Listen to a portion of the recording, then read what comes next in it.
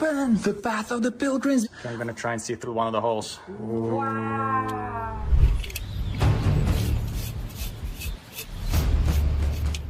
Jerusalén ha quedado en el mismísimo corazón de un escenario que muchos describen como profético, como si el tiempo antiguo y el presente se hubieran dado la mano en una sola ciudad. Un terremoto de gran fuerza, calculado en una magnitud de 6,2, sacude la región cercana al Mar Muerto, hace temblar a Jericó, agrieta viviendas y despierta un miedo que recorre cada rincón de la ciudad santa. Y cuando el suelo todavía parece no haberse calmado del todo, un enorme muro de arena de tonalidad anaranjada avanza sobre el sur de Israel, tragándose el horizonte. Al mismo tiempo, bajo la tierra, un grupo de arqueólogos saca a la luz las ruinas de un antiguo temblor que se remonta a los días del rey Uzías, y junto a esos vestigios aparece una misteriosa cuchara de oro, un objeto pequeño pero cargado de un simbolismo profundo, vinculado de manera casi poética al culto que una vez se celebraba en el templo. La pregunta se instala en el aire y no resulta fácil apartarla. ¿Son estos sucesos apenas coincidencias sueltas, ecos de una historia lejana, o acaso recordatorios de aquellas advertencias que Jesús pronunció en el capítulo 24 del Evangelio de Mateo? Antes de sumergirnos por completo en esta historia, deja tu me gusta en el video, suscríbete al canal para no perderte lo que viene y déjame tu comentario aquí abajo. Cuéntame con toda sinceridad, ¿crees que estos acontecimientos encierran un mensaje espiritual dirigido a nuestra generación o simplemente los ves como parte del ritmo natural de un planeta que nunca deja de moverse? Tu opinión importa, y quiero leerla mientras avanzamos juntos por cada uno de estos episodios. La primera señal, la que abre esta cadena de sucesos, no llega desde el cielo, sino desde lo más hondo de la tierra. Sin ningún aviso previo, sin un solo instante que permita prepararse, un violento terremoto de magnitud 6,2 golpea la zona próxima al Mar Muerto y descarga su fuerza sobre Jericó y sobre los alrededores de Jerusalén. Los edificios comienzan a resquebrajarse, las paredes ceden, se desploman con un estruendo seco, y familias enteras, atrapadas por el pánico, corren hacia las calles mientras el suelo sigue estremeciéndose bajo sus pies como si respirara. En cuestión de minutos, muchos lo pierden todo. Ven cómo el techo que los cobijaba se convierte en un montón de escombros. Los primeros reportes que empiezan a circular hablan incluso de daños en lugares tan emblemáticos como la Basílica del Santo Sepulcro y la Mezquita de Al-Aqsa, dos sitios que concentran la mirada devota de millones de personas. La destrucción, casi al instante, captura la atención del mundo entero. Y lo inquietante es que este temblor no aparece aislado, como un hecho solitario y sin contexto. Otros terremotos, reportados en distintos puntos del planeta, en Estados Unidos, en Japón, en Venezuela y en regiones muy alejadas entre sí, ya venían recordándole a la humanidad con qué rapidez puede moverse la Tierra bajo nuestros pies. Cada uno de esos eventos posee, por supuesto, una explicación geológica perfectamente natural, un origen que la ciencia sabe describir con precisión. Sin embargo, todos juntos, encadenados casi al mismo tiempo, hacen brotar una pregunta espiritual que resulta difícil de esquivar.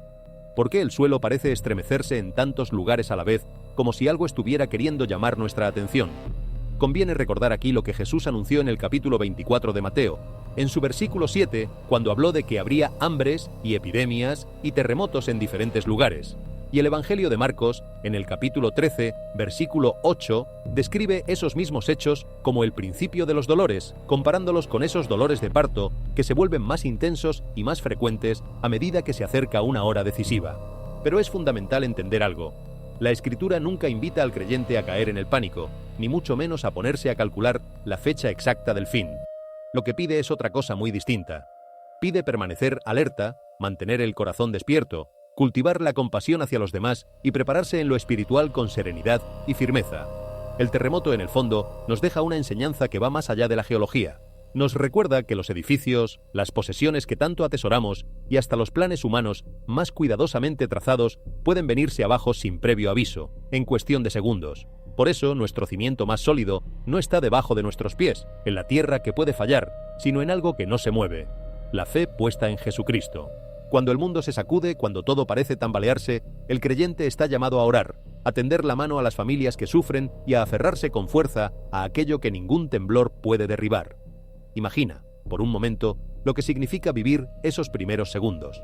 Estás en tu casa, haciendo lo de siempre, quizá preparando la cena o hablando con alguien que quieres, cuando de pronto una vibración recorre el suelo, tenue al principio, casi como el paso de un camión pesado a lo lejos.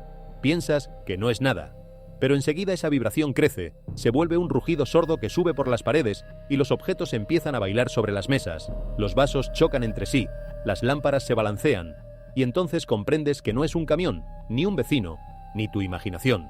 Es la Tierra misma, y no hay a quien culpar, ni interruptor que apagar, ni puerta que cerrar para detenerla.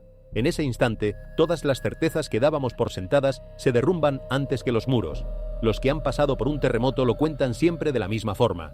Dicen que lo más aterrador no es el ruido ni el temblor, sino descubrir, de golpe, que el suelo firme sobre el que hemos construido toda nuestra confianza puede traicionarnos en cualquier momento.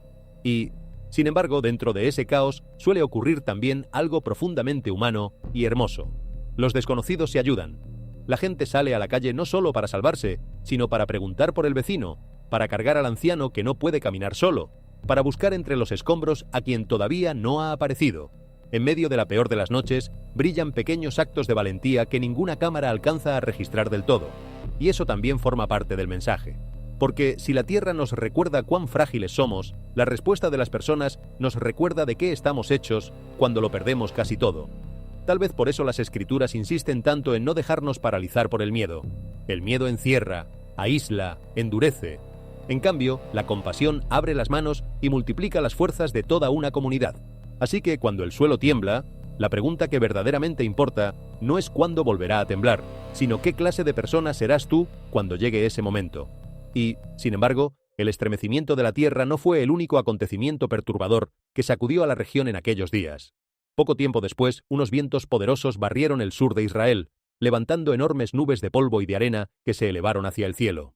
En apenas unos minutos, un muro de tonalidad entre anaranjada y parda se extendió de un extremo a otro del horizonte, devorando caminos, campos y edificios lejanos detrás de un velo espeso e impenetrable.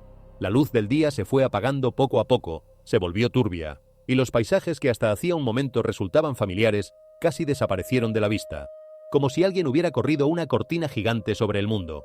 La visibilidad en las carreteras principales se desplomó a una velocidad alarmante. Los conductores se vieron obligados a reducir la marcha, y algunos, sencillamente, detuvieron por completo sus vehículos hasta que las condiciones mejoraran, porque avanzar se había vuelto una apuesta demasiado peligrosa. Cualquier tarea al aire libre se transformó en un riesgo, pues los vientos, cargados de fuerza, arrastraban la arena por las calles y por los espacios abiertos.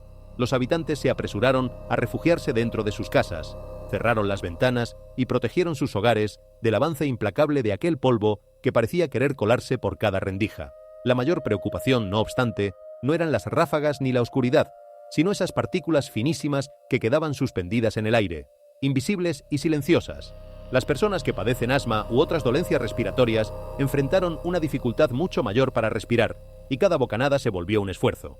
Las autoridades sanitarias no tardaron en aconsejar a la población que permaneciera bajo techo, que evitara cualquier desplazamiento innecesario y que redujera al mínimo la exposición hasta que el aire volviera a ser seguro para los pulmones. Hay algo profundamente desconcertante en una tormenta de arena, algo que la distingue de casi cualquier otra fuerza de la naturaleza. Un terremoto sacude y termina, una inundación sube y baja, pero la arena no golpea, envuelve, se cuela por todas partes, lo cubre todo, borra los contornos del mundo hasta que ya no sabes dónde termina el suelo y dónde empieza el cielo. La gente que ha vivido una de esas tormentas describe una sensación extraña, casi irreal, de quedar atrapada dentro de una nube color óxido, sin poder ver más allá del brazo extendido. Los sonidos se apagan, la luz se vuelve turbia, el tiempo parece detenerse. Y en ese encierro repentino, muchos sienten algo que rara vez admiten en voz alta: la pequeñez del ser humano frente a fuerzas que ni siquiera podemos ver venir con claridad. Y quizá ahí resida su lección más honda. Porque en la vida hay temporadas que se parecen mucho a una tormenta de arena. No siempre nos golpea una tragedia repentina y visible. A veces lo que llega es una neblina lenta que va borrando poco a poco el horizonte, hasta que un día levantamos la vista y ya no sabemos hacia dónde íbamos. La confusión, la duda, el cansancio del alma, la sensación de haber perdido el rumbo sin saber en qué momento exacto ocurrió. Son tormentas silenciosas, que no salen en las noticias, pero que oscurecen el mundo interior con la misma eficacia con que la arena oscurece un camino. Y la respuesta, tanto para una como para la otra, es sorprendentemente parecida. No intentar avanzar a ciegas a toda velocidad, sino detenerse, resguardarse, esperar con paciencia a que el aire se aclare, y confiar en que hay alguien que sigue viendo con nitidez incluso cuando nosotros no vemos absolutamente nada. Los expertos, desde luego, pueden explicar esta tormenta a partir de condiciones enteramente naturales. Una sequía prolongada deja el suelo suelto y quebradizo. mientras que los vientos intensos, la escasa vegetación y los cambios bruscos en la presión atmosférica son capaces de levantar cantidades descomunales de polvo y lanzarlas al aire. Todo tiene su lógica científica.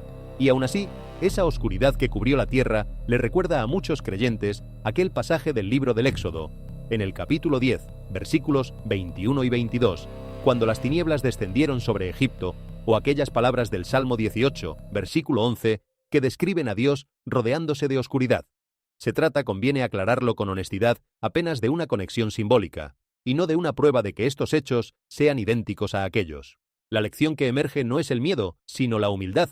Cuando el horizonte se borra, cuando lo conocido se desvanece, la humanidad recibe un recordatorio: permanecer vigilante, proteger a los más vulnerables y buscar refugio. Y aparecía brotar desde debajo de las piedras milenarias a través de la más densa de las tinieblas. Durante unas excavaciones en la llamada la tormenta de arena obligaba a todos a mirar hacia el cielo cargado de polvo, destrucción, otra advertencia que se remonta al siglo VIII antes de nuestra era, justo el periodo que la historia asocia con el reinado de Uzías. Muros de piedra que en su día fueron sólidos y resistentes se habían derrumbado de golpe, y los bloques pesados que sostenían los pisos superiores de las viviendas antiguas habían caído directamente sobre las habitaciones de abajo, aplastando cuanto encontraban a su paso. Bajo aquellos escombros yacían sepultadas vasijas de cerámica hechas añicos, lámparas de aceite, ollas de cocina y grandes tinajas donde se guardaban las provisiones. Y aquí surge un detalle revelador. No se trataba de objetos abandonados con cuidado ni retirados a tiempo antes de una catástrofe anunciada. Al contrario, todo parecía haber sido triturado en el sitio exacto donde estaba, lo que sugiere que la vida cotidiana quedó interrumpida sin el menor aviso. Es probable que las familias estuvieran cocinando, almacenando alimentos o encendiendo la luz de sus hogares en el mismo instante en que la tragedia se abatió sobre ellas. En un abrir y cerrar de ojos, la rutina se convirtió en ruina. Detente a pensar en el peso de ese detalle. Una lámpara de aceite encontrada donde cayó, todavía en el lugar exacto en que alguien la dejó, es mucho más que un objeto de museo. Es un instante congelado en el tiempo, un segundo cualquiera de una tarde cualquiera que quedó suspendido para siempre. Alguien, hace casi 3000 años, encendió esa mecha esperando que la noche transcurriera como todas las demás. Alguien puso grano en aquella tinaja pensando en las comidas de la semana siguiente, en los hijos que crecerían, en las estaciones que vendrían. Y, sin embargo, el mañana que daban por seguro nunca llegó de la manera en que lo imaginaban. Cuando los arqueólogos apartan la tierra y encuentran esos objetos justo donde la vida los abandonó, no están tocando piedras muertas. Están tocando el eco de personas reales, con nombres que ya nadie recuerda, con sueños que se parecían muchísimo a los nuestros, y eso, de algún modo, achica la distancia de los siglos hasta hacerla desaparecer. Porque la verdad incómoda que susurran esas ruinas es que nosotros hacemos exactamente lo mismo. Nosotros también encendemos nuestras lámparas convencidos de que la noche será tranquila. Nosotros también guardamos provisiones para un futuro que suponemos garantizado. Construimos, planificamos, acumulamos y en el fondo del corazón creemos que nuestras paredes seguirán en pie mucho después de que nos hayamos ido. No hay nada malo en ello. Así es como la vida sigue adelante. El problema aparece solo cuando esa confianza se transforma en soberbia, cuando empezamos a pensar que tenemos el control absoluto del mañana.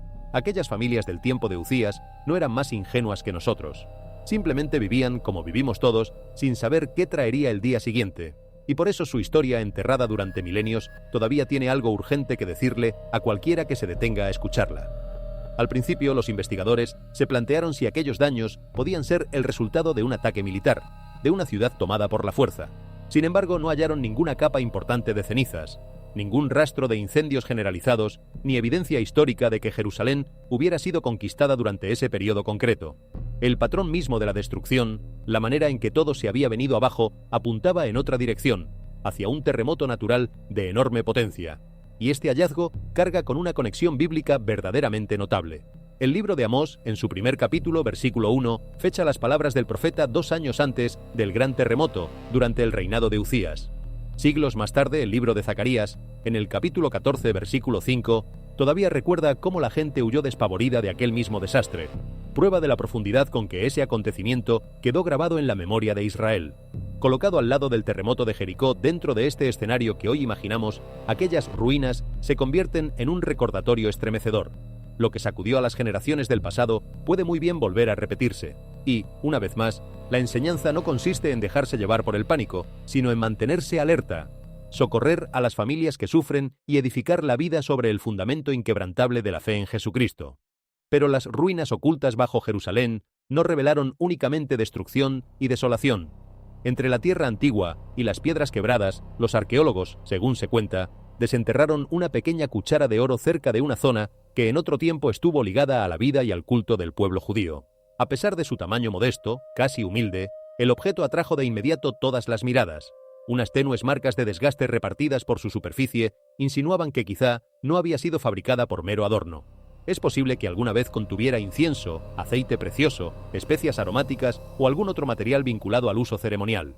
Su función precisa y la identidad de su dueño original siguen envueltas en la incertidumbre, y el hallazgo por sí solo no basta para demostrar que perteneciera al templo. Y, con todo, ese objeto guarda una semejanza bíblica sorprendente. El libro de Números, en su capítulo 7, deja constancia de cómo los 12 jefes de Israel presentaron cucharas de oro llenas de incienso durante la dedicación del tabernáculo. Aquellos recipientes representaban la adoración, la oración y la ofrenda de algo valioso entregado a Dios. Siglos después, cuando Salomón levantó el primer templo, el primer libro de los Reyes, en el capítulo 7, versículo 50, y el segundo libro de Crónicas, en el capítulo 4, versículo 22, describen cucharas y otros utensilios sagrados forjados en oro puro. El material mismo reflejaba santidad, pureza y el deseo de ofrecer lo mejor de lo mejor en el servicio del Señor. Pero la historia de Jerusalén también registra la pérdida. Cuando los babilonios destruyeron el templo, sus tesoros y sus vasos sagrados fueron arrebatados y llevados lejos. Por eso, aquella cuchara de oro se transforma en un poderoso símbolo de dos realidades entrelazadas: la devoción y la desaparición. Los edificios pueden caer, los tesoros pueden ser robados y épocas enteras pueden hundirse en la historia. Y sin embargo, la verdadera adoración que Dios anhela no puede ser saqueada por ningún ejército invasor. Esa adoración tiene que permanecer dentro de un corazón fiel, colmado de oración, de humildad y de entrega a Él. Y hay algo casi conmovedor en el tamaño de ese objeto. No era una gran estatua, ni un trono, ni una corona deslumbrante. Era una cuchara, un utensilio pequeño, del tamaño de la palma de una mano, la clase de cosa que podría pasar inadvertida entre un montón de escombros. Y, sin embargo, en su pequeñez encierra una lección enorme: que lo sagrado no siempre se mide por el tamaño ni por el brillo. A veces lo que más importa cabe entre dos dedos. Los 12 jefes de Israel no ofrecieron aquellas cucharas de oro porque el metal impresionara a Dios. Las ofrecieron porque representaban lo mejor que tenían, entregado con las manos abiertas. El valor nunca estuvo en el oro en sí, sino en el gesto de dar, en la intención del corazón que lo colocaba sobre el altar. Y esa es una verdad que atraviesa los siglos sin envejecer ni un solo día. Piénsalo en tu propia vida. ¿Cuántas veces creemos que solo lo grande cuenta? Esperamos el gran gesto, la gran ofrenda, el gran momento, y mientras tanto pasamos por alto las pequeñas entregas diarias que en realidad construyen una vida de fe. La oración breve al despertar, la palabra amable que nadie más escucha, la paciencia con quien nos irrita, la ayuda discreta que no busca aplausos. Todo eso son las cucharas de oro de nuestro tiempo, objetos pequeños, gestos menudos, que sin embargo llevan dentro el peso entero de la devoción.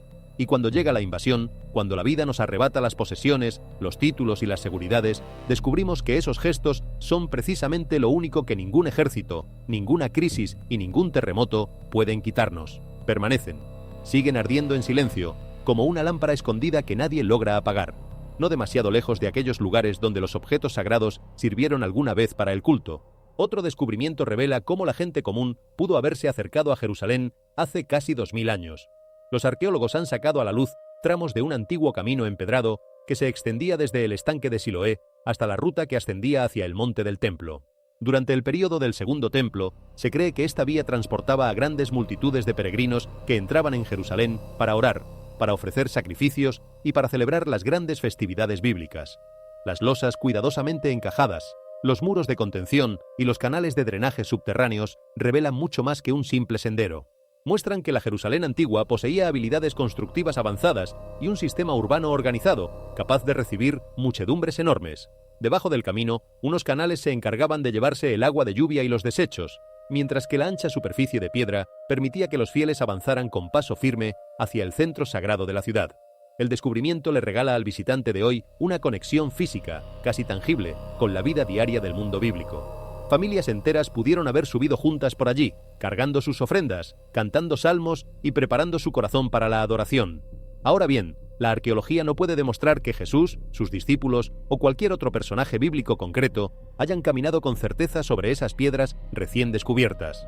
El Salmo 122, en sus versículos del 1 al 4, capta a la perfección la alegría de aquel viaje.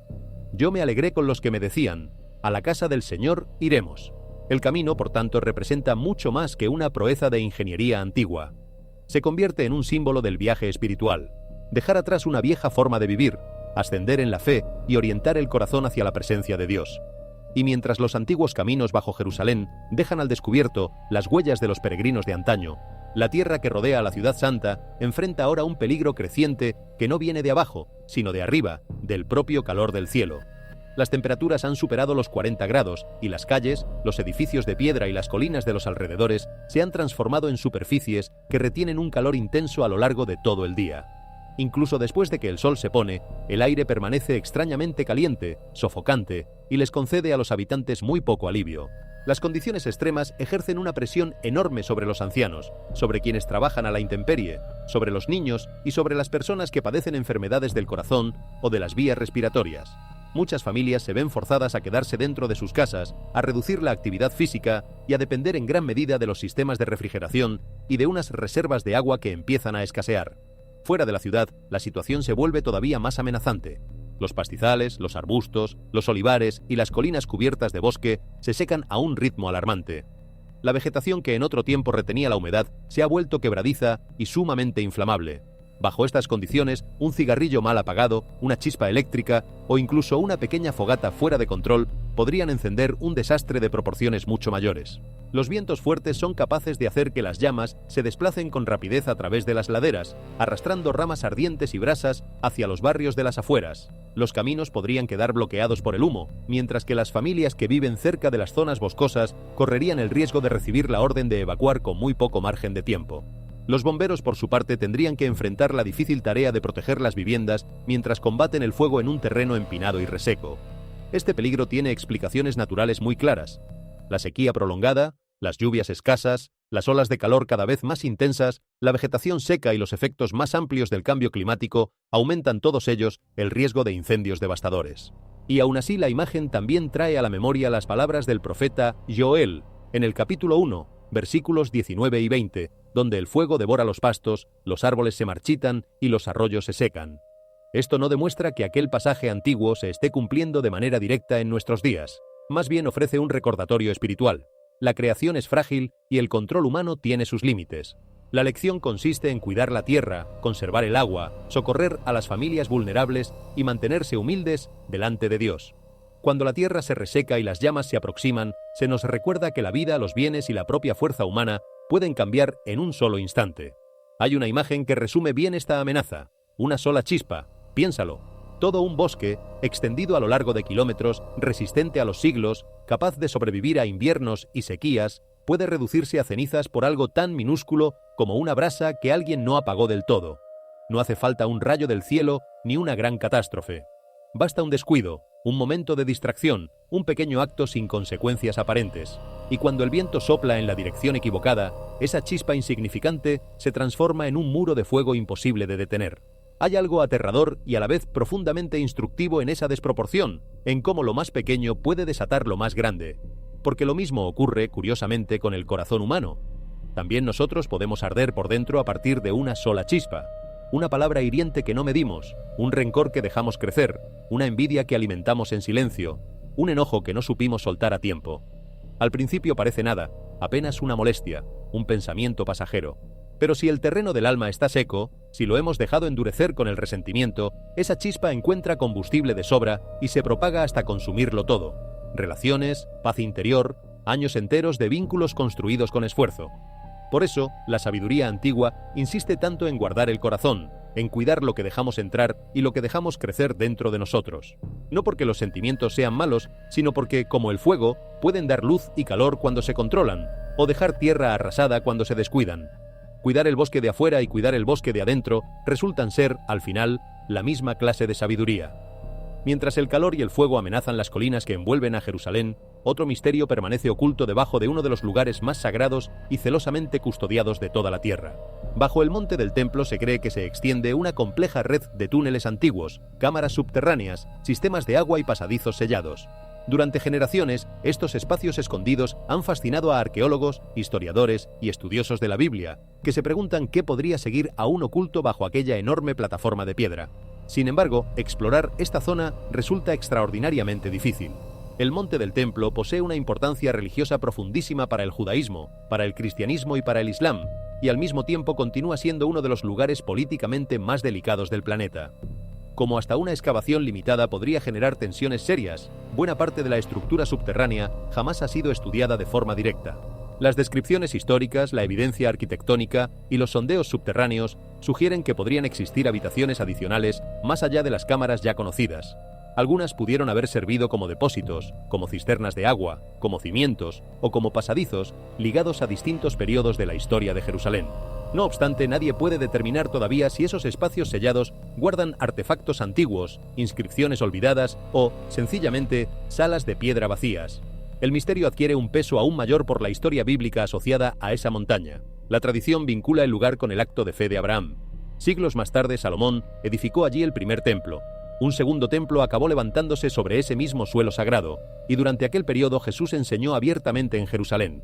El libro de Isaías, en el capítulo 45, versículo 3, habla de los tesoros escondidos y los secretos muy guardados. El Evangelio de Lucas, en el capítulo 8, versículo 17, añade que nada hay oculto que no llegue a manifestarse. Estos versículos no prueban que existan tesoros desconocidos enterrados bajo el monte del templo, pero sí ofrecen una reflexión espiritual poderosa. La historia todavía puede guardar muchos secretos bajo Jerusalén, y, no obstante, el mayor tesoro no es el oro, ni los vasos perdidos, ni las cámaras selladas. Es la verdad que ya ha sido revelada a través de la palabra de Dios y la esperanza que se encuentra en Jesucristo. Hay una fascinación muy humana con lo que permanece oculto.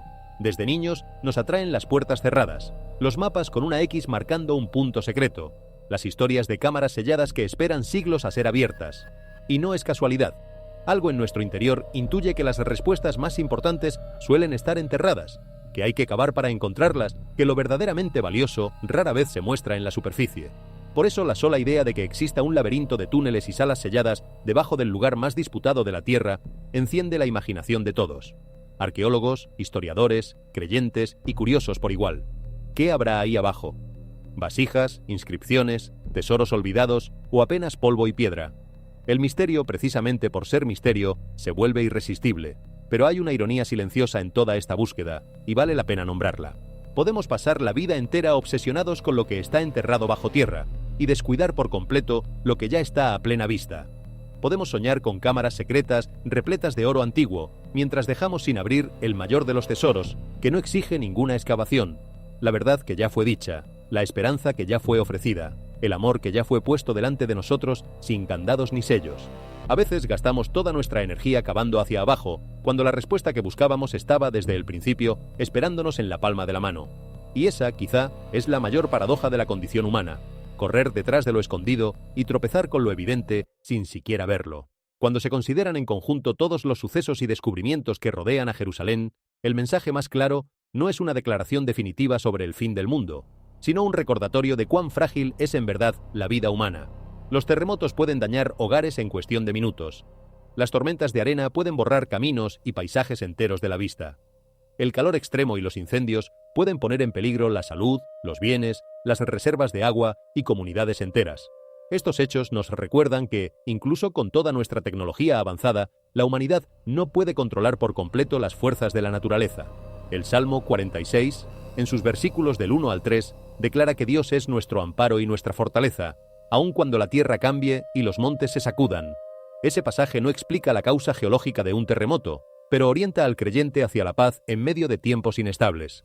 Cuando el suelo tiembla, la respuesta apropiada no es sembrar el miedo, es proteger a las familias, socorrer a quienes han perdido su hogar y cuidar de los vulnerables. La capa de destrucción de la época del rey Uzías demuestra que los desastres hacen algo más que dañar edificios, interrumpen de golpe la vida humana cotidiana. La cerámica quebrada, las lámparas de aceite, las ollas y las tinajas cuentan la historia de familias que un día vivieron, trabajaron y prepararon sus comidas en aquellas habitaciones.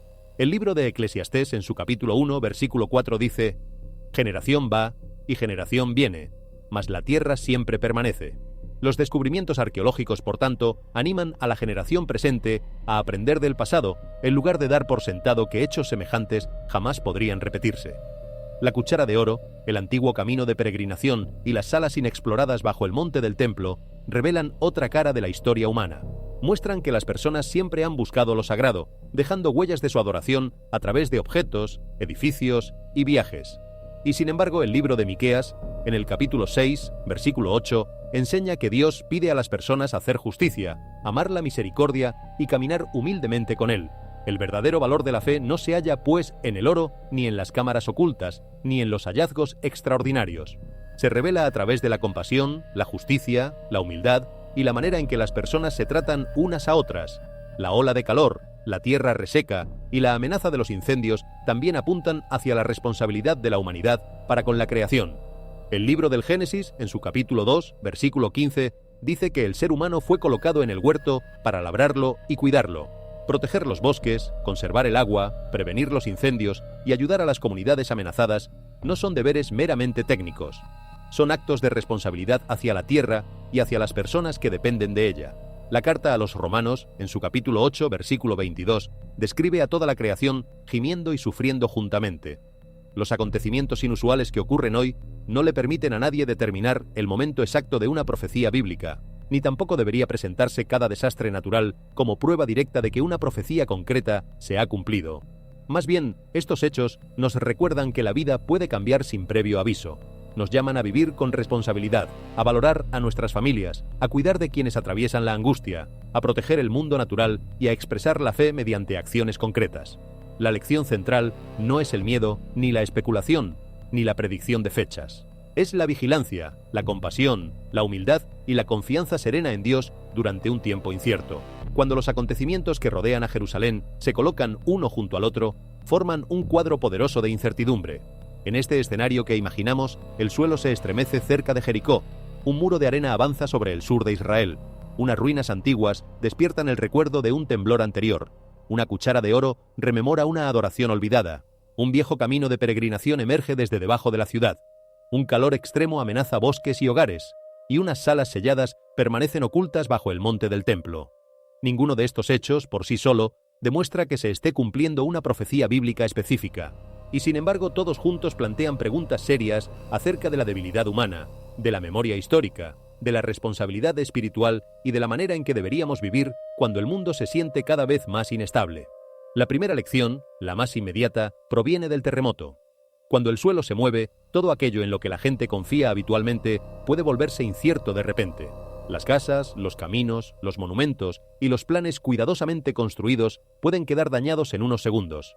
Las familias pueden verse separadas de sus hogares, las rutinas ordinarias pueden desvanecerse y comunidades enteras pueden verse obligadas a depender unas de otras. La carta de Santiago en su capítulo 4, versículo 14, pregunta: ¿qué es vuestra vida? Ciertamente es neblina que se aparece por un poco de tiempo y luego se desvanece. Este versículo no le pide a la gente que viva con miedo. Al contrario, enseña humildad. La vida humana es preciosa, pero también es breve y vulnerable. Ninguna cantidad de riqueza, de planificación o de tecnología puede eliminar por completo todos los riesgos del futuro. Por eso, un desastre nunca debería usarse como mera evidencia dramática para la especulación. Las personas afectadas no son símbolos dentro de un argumento profético. Son familias, trabajadores, ancianos, equipos de emergencia y vecinos. Su sufrimiento reclama compasión. La carta a los Gálatas, en su capítulo 6, versículo 2, dice: sobrellevad los unos las cargas de los otros, y cumplid así la ley de Cristo. Si un terremoto deja a las personas sin refugio, la respuesta fiel no es la predicción interminable. Es la oración, la ayuda concreta, la generosidad y la disposición a permanecer al lado de aquellos cuyas vidas han quedado trastornadas. Las ruinas del temblor asociadas a la época del rey Uzías profundizan esta enseñanza. Los muros rotos, las lámparas aplastadas, las ollas hechas pedazos y las tinajas dañadas revelan con qué rapidez puede interrumpirse la vida normal. La arqueología transforma un desastre antiguo, que era apenas una fecha abstracta, en una historia humana. Alguien preparó comida en aquellas habitaciones. Alguien guardó grano en aquellas tinajas. Alguien encendió aquellas lámparas cuando cayó la oscuridad. Es probable que las familias creyeran que las paredes que las rodeaban seguirían en pie durante generaciones. Entonces la tierra se movió y su mundo familiar cambió para siempre. Descubrimientos como este nos recuerdan que cada generación tiende a suponer que sus edificios, sus sistemas y sus rutinas continuarán intactos. Y sin embargo, el libro de Proverbios, en el capítulo 27, versículo 1, advierte: «No te jactes del día de mañana, porque no sabes qué dará de sí el día». El mensaje no es que planificar sea inútil. La preparación sabia resulta necesaria. Las casas deberían construirse con seguridad, las comunidades deberían mantener sistemas de emergencia y las familias deberían saber qué hacer cuando el peligro llega. La advertencia va dirigida contra el orgullo, contra la creencia de que los seres humanos tenemos un control absoluto sobre el mañana.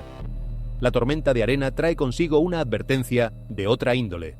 Cuando el polvo llena el aire, el horizonte desaparece. Los caminos se vuelven difíciles de distinguir, respirar cuesta más y el movimiento ordinario se hace más lento. Los conductores pueden verse obligados a detenerse, los habitantes cierran sus ventanas y quienes padecen enfermedades respiratorias se vuelven especialmente vulnerables. La tormenta muestra con qué rapidez un entorno puede pasar de lo familiar a lo peligroso. En un momento la gente puede ver el camino que tiene delante. Al siguiente todo queda escondido detrás de un muro de polvo anaranjado y pardo. En el plano espiritual la escasa visibilidad puede convertirse en una imagen de la confusión humana. Hay temporadas en las que las personas no logran ver con claridad lo que tienen por delante. Las decisiones se vuelven difíciles, el miedo aumenta y los rumores se propagan más rápido que la verdad. En momentos así, la gente puede seguir cualquier voz que le prometa certezas. El libro de Proverbios, en su capítulo 3, versículos 5 y 6, enseña: «Fíate del Señor de todo tu corazón, y no te apoyes en tu propia prudencia». Esto no significa ignorar las explicaciones científicas, los reportes del clima o las instrucciones de seguridad. Significa admitir que el conocimiento humano tiene sus límites. La fe y la sabiduría deben trabajar juntas. Las personas pueden escuchar a los expertos, proteger su salud, seguir las indicaciones de emergencia y al mismo tiempo buscar en Dios valor y dirección. Confiar en Dios no exige rechazar la acción práctica. En muchas situaciones, la acción práctica es una de las maneras en que la fe se vuelve visible. La tormenta también les recuerda a las comunidades que deben cuidar de aquellos que no pueden protegerse con facilidad. Algunas personas tienen hogares resistentes, suministros médicos, vehículos y acceso inmediato a la información. Otras, no. La carta a los Filipenses, en su capítulo 2, versículo 4, dice: «No mirando cada uno por lo suyo propio, sino cada cual también por lo de los otros». La vigilancia bíblica, por tanto, no consiste solamente en mirar el cielo en busca de señales. Consiste en fijarse en el vecino que quizá necesite ayuda. Puede significar visitar a un anciano, ayudar a alguien a conseguir su medicina, compartir agua limpia, ofrecer transporte o avisar a los demás antes de que las condiciones se tornen peligrosas. Nadie puede afirmar que está velando por el futuro mientras ignora el sufrimiento que tiene justo delante de sus ojos. La ola de calor sin precedentes y el riesgo de incendios alrededor de Jerusalén acercan el asunto todavía más a la vida cotidiana. El calor extremo afecta al cuerpo humano, a las reservas de agua, al consumo de electricidad, a la agricultura, al transporte y a la salud pública. La hierba seca y las colinas boscosas pueden convertirse en combustible. Los vientos fuertes pueden arrastrar las llamas hacia las zonas residenciales, transformando una pequeña chispa en una emergencia para toda una comunidad. Bajo tales condiciones, quienes viven cerca de las colinas arboladas podrían recibir la orden de evacuar con muy poco aviso. Los bomberos podrían tener que proteger las viviendas mientras trabajan en un terreno empinado y reseco. El humo puede bloquear los caminos y dificultar la respiración mucho antes de que las llamas alcancen un barrio. Aquí es donde la reflexión espiritual debe conducir a la responsabilidad. La fe jamás debería convertirse en una excusa para ignorar el peligro ambiental. El libro de Deuteronomio, en su capítulo 20, versículo 19, incluso en el contexto de la guerra, advierte contra la destrucción imprudente de los árboles que dan fruto. El principio es que la tierra que sostiene la vida humana no debe tratarse como algo desechable. Proteger los bosques, prevenir los incendios accidentales, conservar el agua y preparar planes de evacuación son expresiones prácticas del cuidado por la creación y por el prójimo. El respeto por la tierra no está separado del respeto por la vida humana, porque las comunidades dependen de la salud del suelo que las rodea.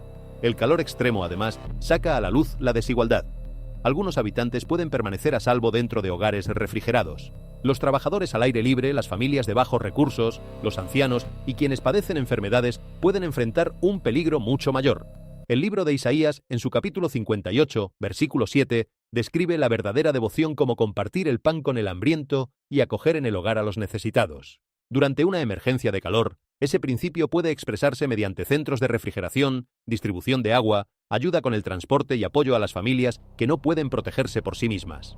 La cuchara de oro hallada bajo la antigua Jerusalén introduce otra clase de señal, no un desastre, sino un recordatorio de la adoración. Su posible relación con el incienso, el aceite precioso, las especias aromáticas o el uso ceremonial evoca un mundo en el que ciertos objetos se apartaban para el servicio sagrado. El oro representaba el valor, la pureza y el deseo de ofrecer algo digno a Dios. Un objeto así pudo haber tenido un significado profundo para quienes lo usaron, y, sin embargo, la historia de Jerusalén también demuestra que los objetos sagrados pueden perderse, robarse, enterrarse o destruirse. Ese contraste plantea una pregunta importante. ¿Qué queda cuando los símbolos visibles de la fe desaparecen?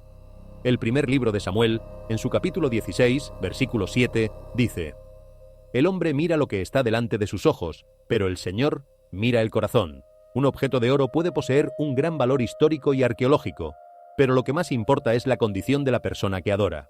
Los recipientes hermosos no pueden reemplazar la obediencia. La historia religiosa no puede reemplazar la fe viva. Una persona puede admirar los tesoros del templo mientras descuida la misericordia, la honestidad, el perdón, la humildad y la oración. Cuando Jerusalén fue invadida y los vasos sagrados fueron llevados lejos, el pueblo perdió objetos físicos ligados a generaciones de adoración. Y aún así, ningún ejército invasor pudo arrancar la devoción sincera de un corazón fiel. La lección de la cuchara de oro, por tanto, no trata simplemente de un tesoro perdido. Recuerda que la adoración debe ser algo más que edificios y objetos. La verdadera devoción permanece cuando las circunstancias cambian, cuando las posesiones se pierden y cuando las instituciones familiares ya no subsisten. El antiguo camino de peregrinación lleva este tema aún más lejos. La ruta de piedra que ascendía desde el estanque de Siloé hacia la zona del templo sirvió alguna vez a las personas que viajaban para adorar. Las familias pudieron haber caminado juntas, cargando ofrendas, cantando salmos y preparándose para entrar en un lugar sagrado. El camino revela que la adoración no era únicamente un destino, era un viaje, y esa imagen conecta con fuerza con la vida diaria. La fe rara vez se forma en un único instante dramático. Crece mediante pasos repetidos. La oración cuando nadie mira, la honestidad cuando la deshonestidad sería más fácil, el perdón cuando el rencor parece justificado y el servicio cuando no hay reconocimiento público. El Salmo 84, en su versículo 5, dice: Bienaventurado el hombre que tiene en ti sus fuerzas, en cuyo corazón están tus caminos. El antiguo camino se convierte así en un símbolo de la dirección interior. La pregunta importante no es solo hacia dónde se mueven los pies de una persona, sino hacia dónde se dirige su corazón. Alguien puede viajar a un lugar santo y a la vez permanecer espiritualmente distante de Dios. Otra persona puede estar físicamente lejos de Jerusalén y, sin embargo, caminar con fidelidad en oración, amor y obediencia. Ardían sí, pero no de la misma manera. Desde una perspectiva natural, todo esto era perfectamente posible. Las condiciones del clima, el suelo reseco y el viento pueden convertir una pequeña chispa en un incendio de gran magnitud. Pero cuando estos dos elementos se presentan al mismo tiempo, el fuego que se cuida con reverencia y el fuego que se desata sin control, la escena invita a mirar las cosas desde otro ángulo, porque la Biblia nos recuerda en el libro de Proverbios capítulo 4, versículo 23: Sobre toda cosa guardada, guarda tu corazón, porque de él mana la vida. El mensaje es sencillo y a la vez profundamente poderoso. Igual que el fuego, aquello que llevamos dentro de nosotros importa, y mucho. Si se mantiene bajo control, aporta luz y calor. Si no, puede propagarse a toda velocidad y causar estragos. Mantén la calma.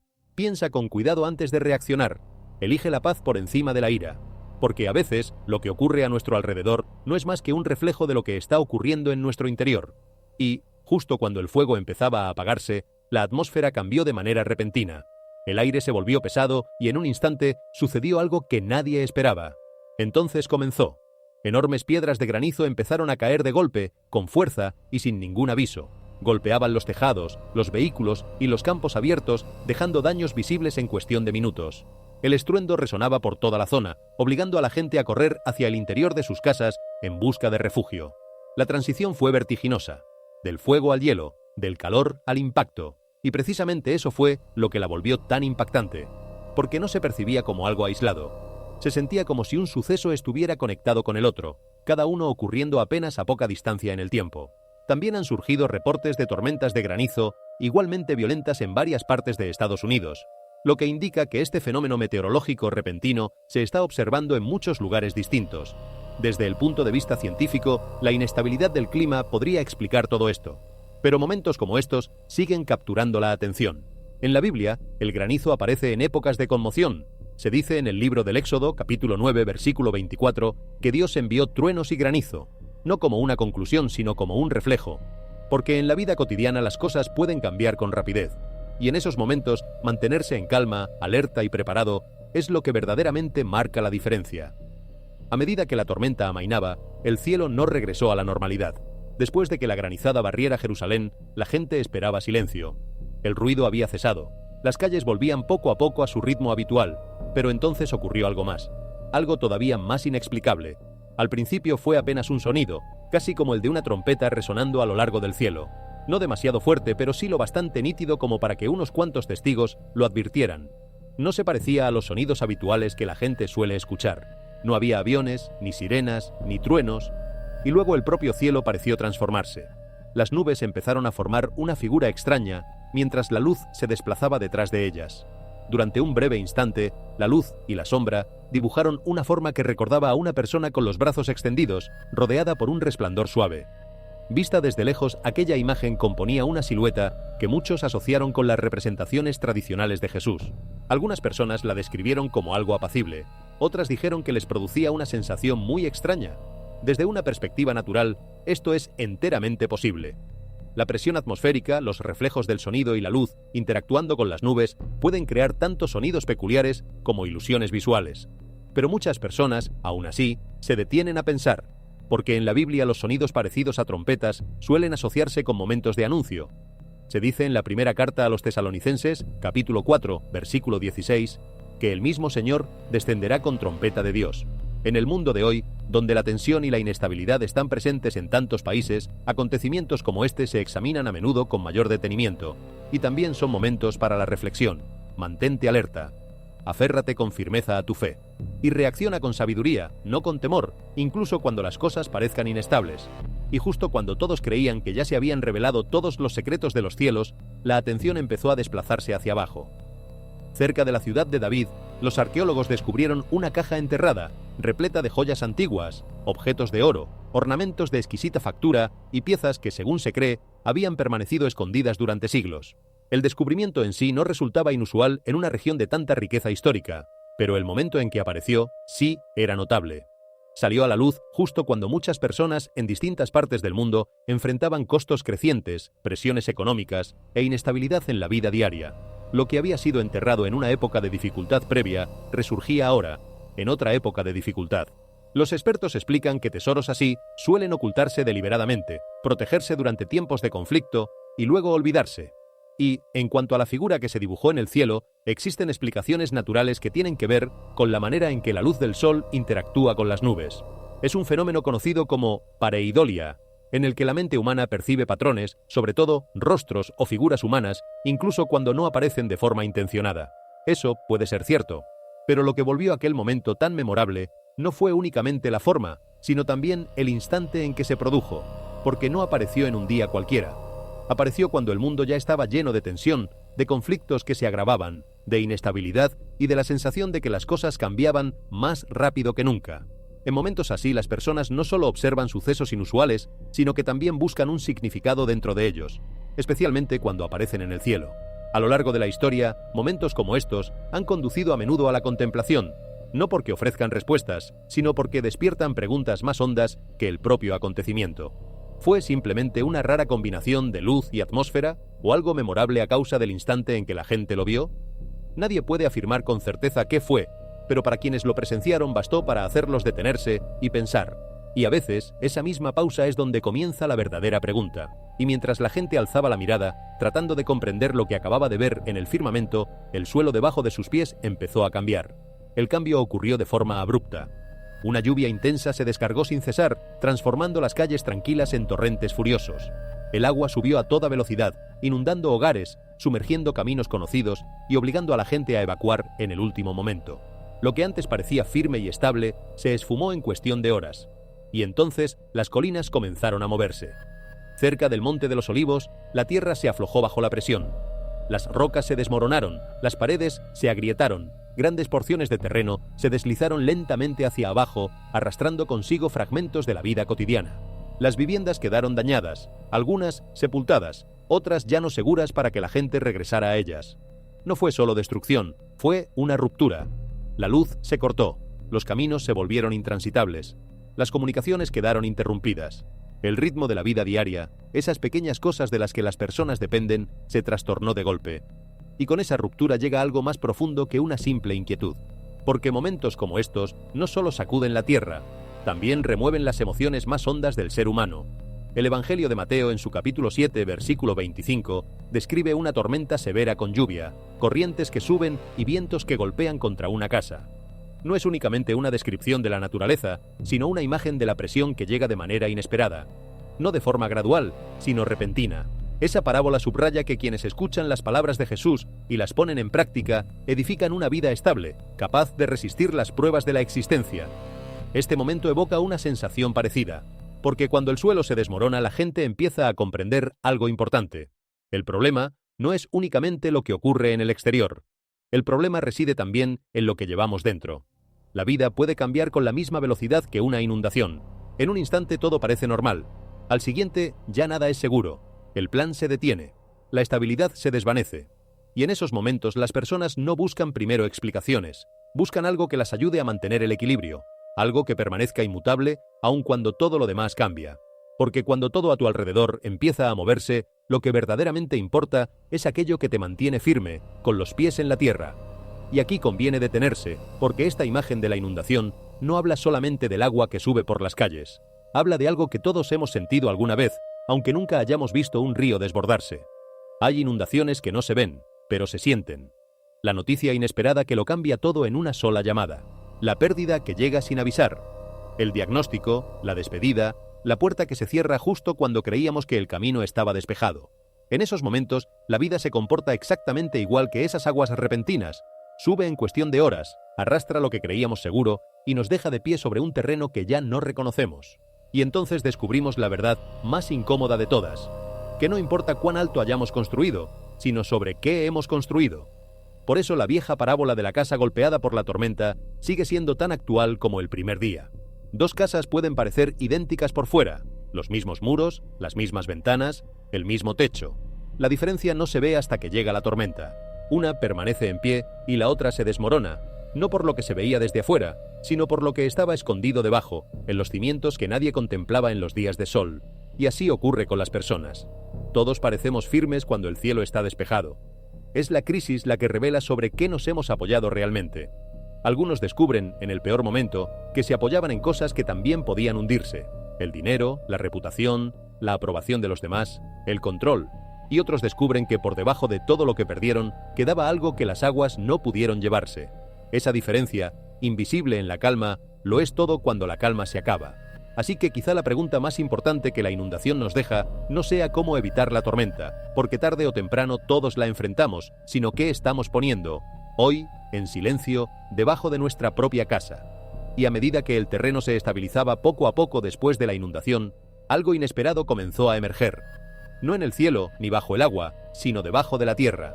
Durante una inspección minuciosa cerca del Monte de los Olivos, allí donde el suelo se había desplazado a causa de un reciente deslizamiento, unos trabajadores descubrieron algo oculto bajo las capas de tierra y roca. No eran simples escombros. Había aparecido un cofre extraño, viejo y desgastado, con dibujos que nadie lograba reconocer de inmediato. Su superficie mostraba símbolos de aspecto antiquísimo, como si hubiera estado enterrado y olvidado durante generaciones. La tapa se abrió con cuidado, y lo que encontraron dentro no coincidía con ninguna expectativa. 2 palomas blancas seguían vivas. Sin una fuente clara de alimento, no había ninguna forma razonable de que hubieran sobrevivido en aquel espacio tan reducido. No había ningún indicio de cuánto tiempo llevaban allí, ni de cómo habían permanecido ilesas. Quienes estaban presentes al principio apenas dijeron nada, simplemente se quedaron inmóviles, intentando asimilar lo que veían. El momento en que sucedió lo volvió aún más difícil de ignorar.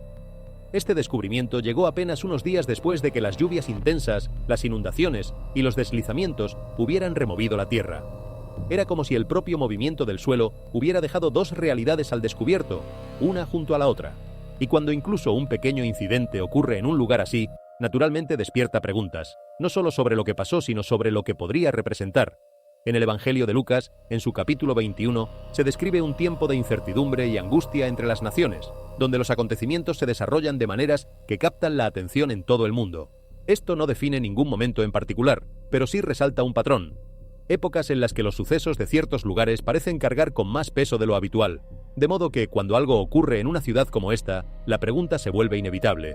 ¿Es simplemente un incidente aislado o forma parte de un momento más amplio que la gente comienza a notar? En las antiguas escrituras, la imagen de la paloma encierra muchos significados. Tras un diluvio, una paloma regresa con una rama de olivo, señal silenciosa de que las aguas han bajado y de que algo nuevo puede comenzar. Y en otro momento, al inicio de una misión mayor, el Espíritu Santo es descrito descendiendo como una paloma. Esto ha llevado a muchos a conectar el hallazgo del cofre y de las 2 palomas con todo lo que acababa de suceder. Algunos lo interpretan como una señal callada de que una nueva etapa podría estar empezando. No algo estruendoso, sino algo que cambia de forma gradual bajo la superficie. ¿Qué crees tú que significa? Comparte tu opinión aquí abajo. Mientras todos seguían tratando de entender lo que acababa de brotar de la tierra, sucedió algo más, esta vez no misterioso, sino ante los propios ojos de la gente. Durante una solemne ceremonia de bautismo, justo en el instante en que terminaban las oraciones, apareció una luz. No era como la luz del sol, no estaba quieta. La luz se movía despacio, girando con suavidad, cambiando de intensidad como si siguiera su propio ritmo. Quienes estaban cerca no se apresuraron a dar explicaciones. Se detuvieron porque la atmósfera misma se sentía distinta, más densa y a la vez apacible. Algunos la describieron como un momento que no podían expresar del todo con palabras, no solo por lo que vieron, sino también por lo que sintieron. Lo que volvió memorable aquel instante no fue únicamente la luz, sino el momento en que apareció. Después de que el cielo hubiera tomado el protagonismo, después de que la tierra hubiera temblado, después de que algo oculto hubiera salido a la luz. Entonces, en un momento que simbolizaba renovación, surgió aquella luz extraña, en silencio sin previo aviso. Pero para los presentes, la sensación no fue casual, porque momentos como estos piden ser notados.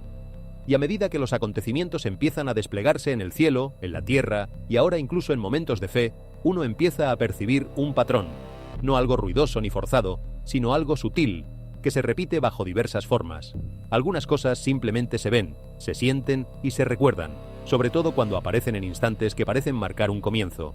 Y justo cuando parecía que las señales se habían asentado en el silencio, el siguiente descubrimiento cambió por completo el tono.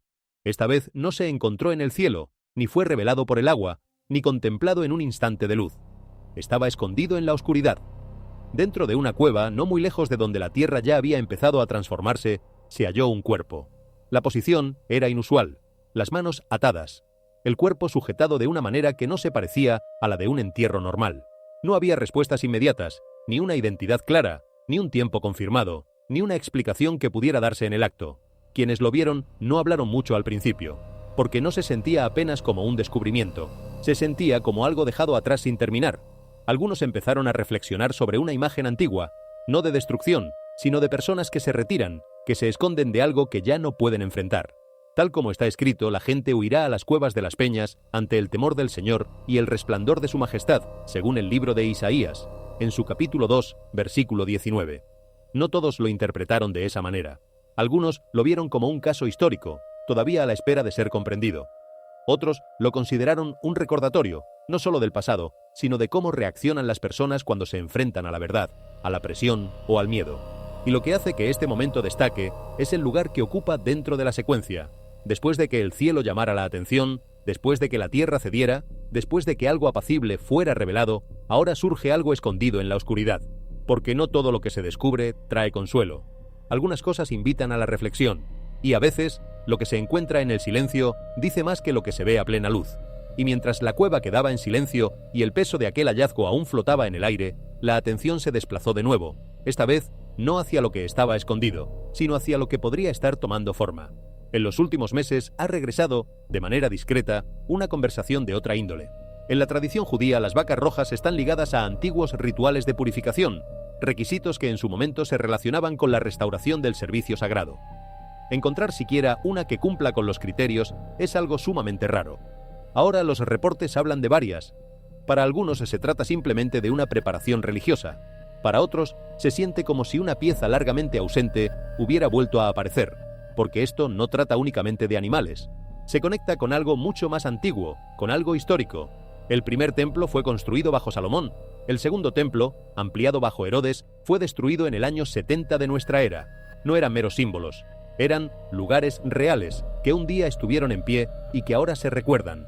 Y en una época en la que el mundo ya está tenso, en la que el conflicto, la incertidumbre y la división forman parte de la vida diaria, la idea de reconstruir el templo empieza a atraer la atención de nuevo. No de forma estruendosa, ni oficial, pero sí constante. Tal como está escrito en el libro de Ageo, en su capítulo 2, versículo 9. La gloria postrera de esta casa será mayor que la primera. No una fecha, ni una declaración, sino una dirección. No se ha confirmado ningún plan oficial, no se ha fijado ningún calendario, y sin embargo los elementos, el ritual, la historia y las condiciones presentes se mencionan otra vez juntos, porque a veces lo que anuncia un cambio no es un único acontecimiento, es cuando piezas separadas empiezan a alinearse en silencio, en un segundo plano. Y esa es tal vez la parte más fascinante de toda esta historia, no los sucesos por separado, sino la forma en que empiezan a mirarse unos a otros. Una sola pieza sobre una mesa no significa gran cosa, dos piezas tampoco. Pero llega un momento cuando las piezas se acumulan en que la mente humana empieza, casi sin querer, a buscar el dibujo que forman en conjunto. Es algo que hacemos de manera instintiva, porque nuestro cerebro está diseñado para encontrar sentido, para unir puntos, para transformar el ruido en melodía. A veces esa capacidad nos engaña y vemos figuras donde solo hay azar. Pero otras veces esa misma capacidad es la que nos salva, la que nos permite darnos cuenta a tiempo de que algo está cambiando antes de que sea demasiado tarde.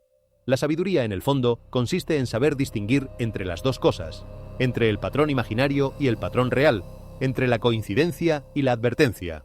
Por eso conviene resistir dos tentaciones opuestas y igual de peligrosas. La primera es la del que lo interpreta todo como una señal, que ve mensajes ocultos en cada nube, en cada noticia, en cada temblor, y termina viviendo en un estado permanente de alarma que lo consume. La segunda es la del que no ve nada nunca, que se ríe de toda pregunta, que ha decidido de antemano que nada significa nada y que cierra los ojos ante cualquier cosa que lo incomode.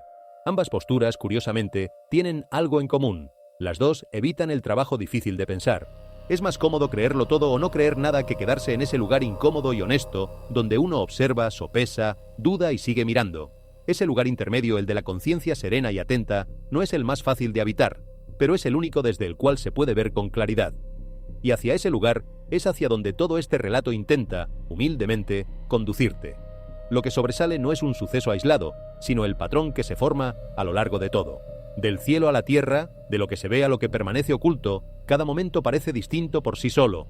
Una figura extraña en el cielo, las aguas de una inundación que suben sin aviso, la tierra que se desplaza bajo lugares familiares, un cofre descubierto con algo todavía vivo dentro, una luz que aparece durante la oración e incluso lo que se encontró en la oscuridad.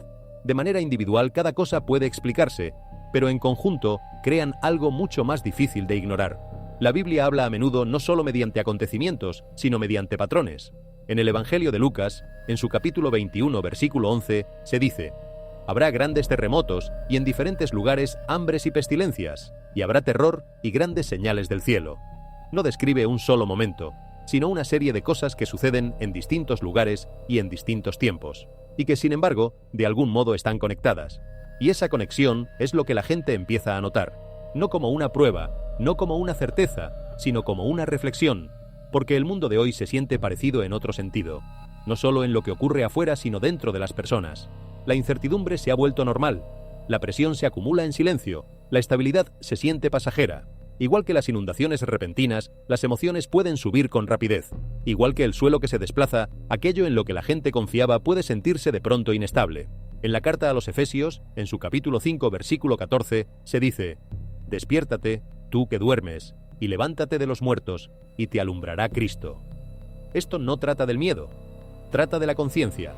Porque momentos como estos, ya sean naturales, simbólicos o simplemente malinterpretados, tienden a hacer una cosa: hacen que la gente se detenga, interrumpen la rutina, apartan la atención de la distracción y la dirigen hacia algo más profundo. No todos interpretarán estas señales de la misma manera. Algunos verán coincidencias, otros verán significado. Pero lo que más importa es aquello a lo que conducen, una reconsideración de las prioridades, un regreso a lo que verdaderamente cuenta, una búsqueda de algo estable en un tiempo que se siente cualquier cosa menos estable. Porque, a lo largo de la historia, las señales nunca trataron únicamente de un mundo que cambia. Trataban de personas que reconocían que algo dentro de ellas también necesitaba cambiar. Y, a veces, el cambio más importante no es lo que ocurre a nuestro alrededor, sino lo que ocurre en nuestro interior cuando por fin empezamos a prestar atención. De todo lo que se ha desplegado, la lección más clara no trata de predecir acontecimientos, sino de cómo las personas eligen responder a ellos. Los momentos de trastorno, ya sean en la naturaleza, en la sociedad o en la vida personal, siempre han existido. Lo que cambia es la manera en que los comprendemos. En lugar de centrarse únicamente en los sucesos mismos, la escritura dirige a menudo la mirada hacia adentro, hacia la condición del corazón. En el libro de Proverbios, capítulo 4, versículo 23, se dice: «Sobre toda cosa guardada, guarda tu corazón, porque de él mana la vida». Esto nos recuerda que, cuando el mundo se siente inestable, lo más importante no es el control externo, sino la estabilidad interior. El miedo, la ansiedad y la incertidumbre pueden propagarse con rapidez, pero también pueden hacerlo la paz, la claridad y la fe, dependiendo de aquello a lo que decidamos aferrarnos. Otra lección es la conciencia, no una conciencia impulsada por el miedo, sino un sentido más profundo de estar presente y atento. En la primera carta a los Tesalonicenses, capítulo 5, versículo 6, se dice: «No durmamos como los demás, sino velemos y seamos sobrios».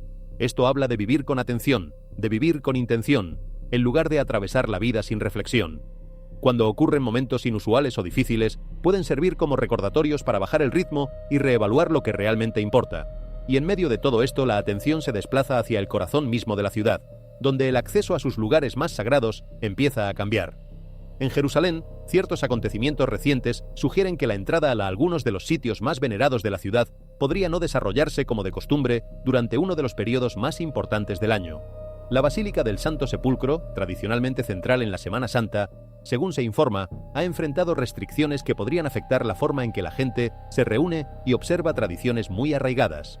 Al mismo tiempo, también se han notado limitaciones en torno al Muro de las Lamentaciones y en las zonas cercanas a la mezquita de Al-Aqsa, lo que sugiere que el impacto no se limita a un solo grupo, sino que toca a múltiples comunidades dentro de la misma ciudad. Estos cambios se vinculan en gran medida con condiciones más amplias: preocupaciones de seguridad, gestión de multitudes y la necesidad de mantener la estabilidad durante periodos delicados. Así que, por sí solos, pueden comprenderse. Pero lo que hace que este momento destaque no son únicamente las restricciones, es el momento en que ocurren. Porque la Semana Santa no es apenas una fecha en el calendario, está profundamente ligada a la memoria, al rito y a la presencia. Y cuando la presencia se vuelve limitada, aunque sea de forma temporal, cambia la manera en que las personas experimentan esa conexión.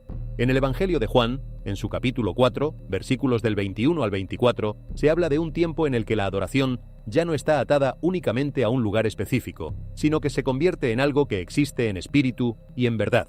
Esto no elimina la importancia de los lugares sagrados, pero introduce una idea distinta, que la conexión no está limitada por el acceso físico.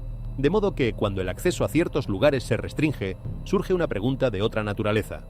¿Está la adoración definida por el sitio donde las personas se encuentran, o por algo que permanece incluso cuando el acceso cambia?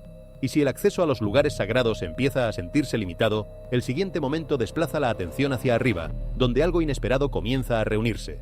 En Jerusalén, algunos testigos han descrito enormes bandadas de aves oscuras que se mueven a través del cielo, formando patrones densos y cambiantes sobre distintas partes de la ciudad.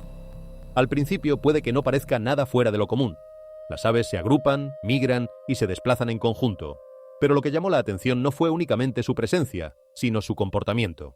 Algunos describieron un breve instante de silencio inusual antes de que comenzara el movimiento, seguido de patrones de vuelo sincronizados que parecían casi coordinados. La bandada se movía como una sola cosa, apretada, controlada, cambiando de dirección al unísono de maneras que atraían la mirada. Desde una perspectiva científica, esto puede explicarse. Los cambios en el entorno, los patrones del clima o las rutas de migración pueden influir en la forma en que las aves se mueven y se reúnen. Se trata de comportamientos conocidos bajo ciertas condiciones, así que por sí solo esto puede comprenderse. Pero cuando sucede sobre un lugar que ya está bajo observación, en un momento en el que se están notando otros hechos inusuales, naturalmente lleva a la gente a mirarlo de otra manera. No como una prueba, sino como algo que sobresale. En el libro de Sofonías, en su capítulo 1, hay descripciones del cielo y de la tierra siendo afectados juntos, donde incluso los elementos naturales forman parte de un momento mayor de toma de conciencia. No como señales aisladas, sino como parte de una atmósfera que se siente distinta. De modo que, cuando el cielo se llena de un movimiento que parece sincronizado e inusual, invita a una reflexión de otro tipo, no sobre qué son las aves, sino sobre por qué momentos como este capturan la atención con tanta fuerza. Cualquiera que haya visto una gran bandada moverse en el aire sabe que hay algo hipnótico en ello, algo que obliga a detenerse y mirar hacia arriba. miles de aves que giran, se estiran, se contraen y cambian de dirección como si fueran un solo cuerpo, sin que ninguna choque con otra, sin un líder visible que dé las órdenes. Los científicos lo explican como una coordinación instintiva, una respuesta colectiva donde cada individuo reacciona a los pocos que tiene al lado, y de esa suma de pequeñas reacciones nace un movimiento inmenso y perfecto. Es una maravilla de la naturaleza, sí, perfectamente explicable. Y aún así, hay algo en presenciarlo que trasciende la explicación. Es como asomarse por un instante a un orden secreto, a una inteligencia repartida entre miles de criaturas diminutas, y sentir que el mundo es mucho más complejo y misterioso de lo que solemos admitir en el ajetreo de los días. Tal vez por eso, a lo largo de toda la historia, la humanidad ha mirado a las aves buscando en ellas algo más que aves. Las ha visto como mensajeras, como presagios, como símbolos de libertad o de anuncio, no porque las aves lleven un mensaje escrito, sino porque su movimiento nos despierta, nos saca por un momento del piloto automático y nos devuelve la capacidad de asombrarnos. Y quizá ese sea el verdadero sentido de estas escenas. No que las aves sepan algo que nosotros ignoramos, sino que al observarlas, recuperamos una atención que habíamos perdido. En un mundo que nos empuja a mirar siempre las pantallas y casi nunca el cielo, un instante levantando la vista puede ser, en sí mismo, una pequeña forma de despertar.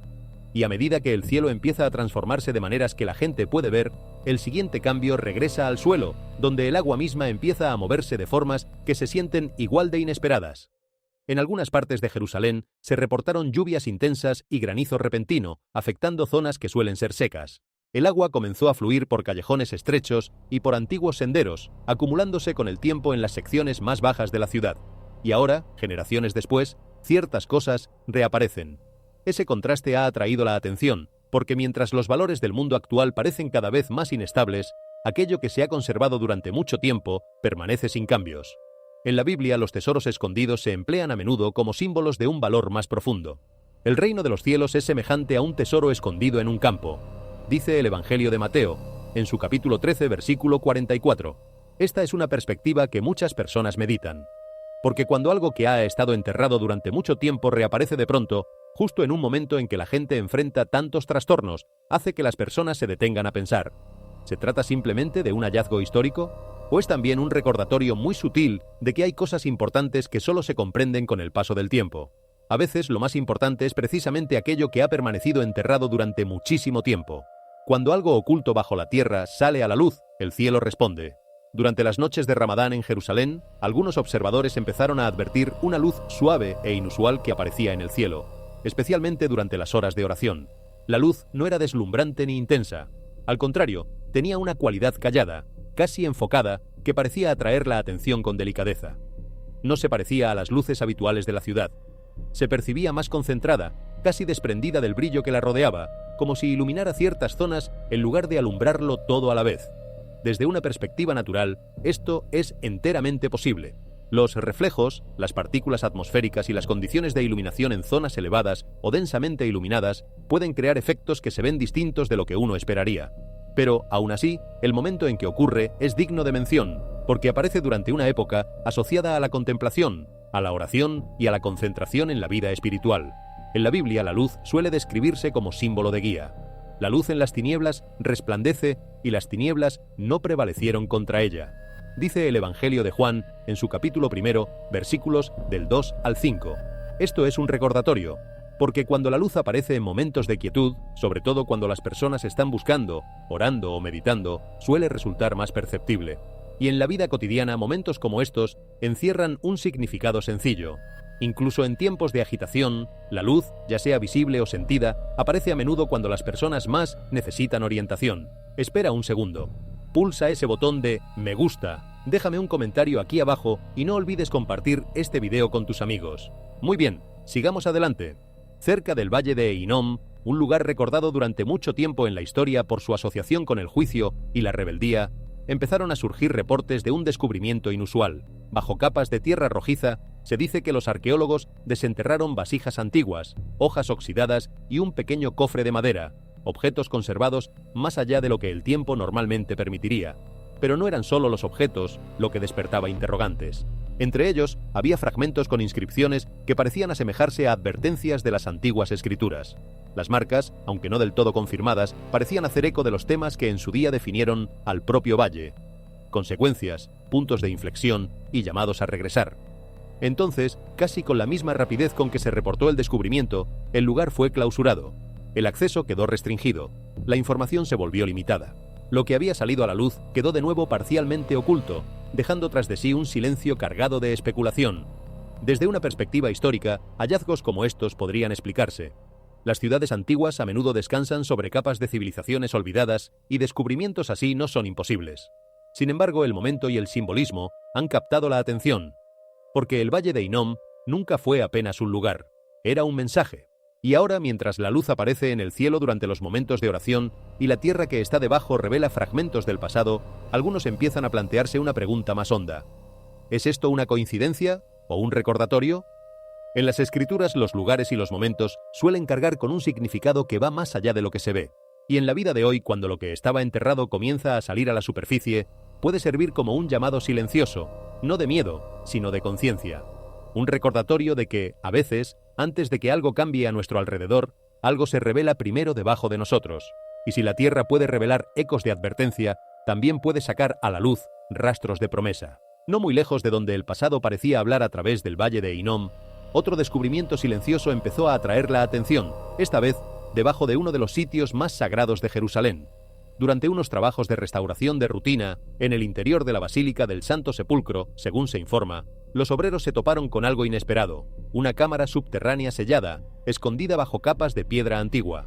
A medida que el espacio se abría con cuidado, lo que había en su interior resultó impactante.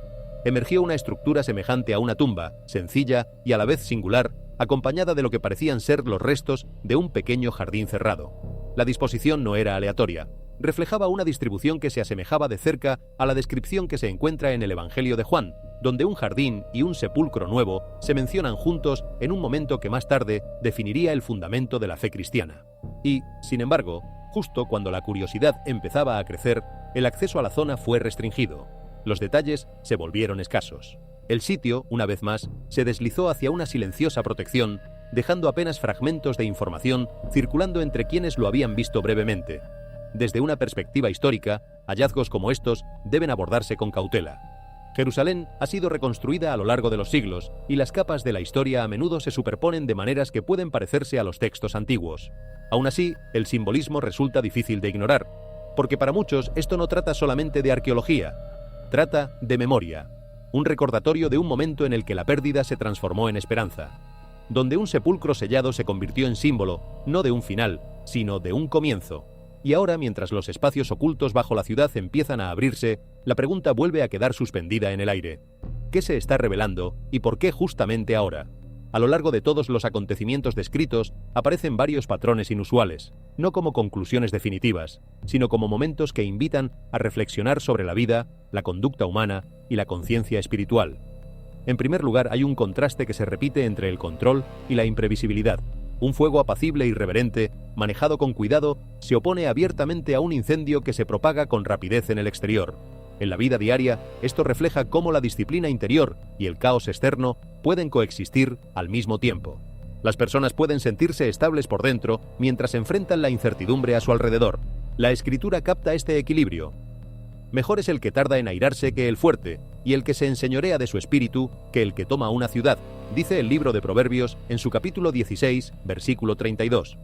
Esto resalta la importancia de la estabilidad interior en entornos inestables. Luego está el cambio repentino en las condiciones naturales, del fuego al granizo, del calor al impacto. Tales transiciones vertiginosas reflejan la rapidez con que las circunstancias de la vida pueden cambiar. La salud, las finanzas o las relaciones pueden alterarse sin previo aviso. Estos momentos subrayan la importancia de estar preparados y de saber adaptarse. Como está escrito, no sabéis lo que será mañana, en la carta de Santiago, capítulo 4, versículo 14. Esto no busca generar miedo, sino animar a vivir con reflexión. Otro patrón involucra sonidos inusuales y formaciones visuales en el cielo. Aunque estos a menudo pueden explicarse mediante fenómenos naturales, tienden a atraer la atención por el momento en que ocurren, sobre todo durante instantes de reflexión callada o de oración. Esto sugiere que la conciencia aumenta cuando las personas bajan el ritmo.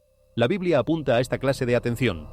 Los cielos cuentan la gloria de Dios y el firmamento anuncia la obra de sus manos, dice el Salmo 19, versículo 1. Aquí, el foco no está en el suceso en sí, sino en lo que hace que las personas noten.